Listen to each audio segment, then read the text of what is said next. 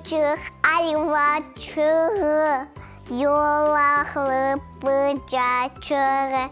Ye buçuk el tetla, yana çıkladı yuva. Yuvasını süpürge, sonra az balığa gitti.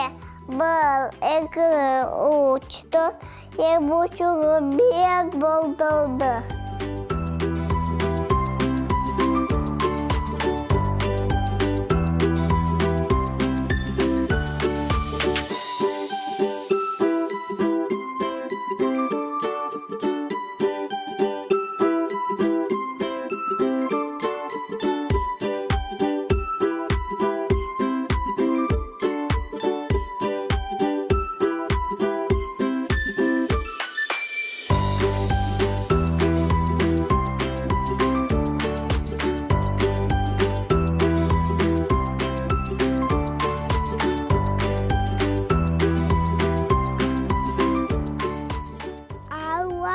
Tufal, kotelop, kış kaydıya, bavavav.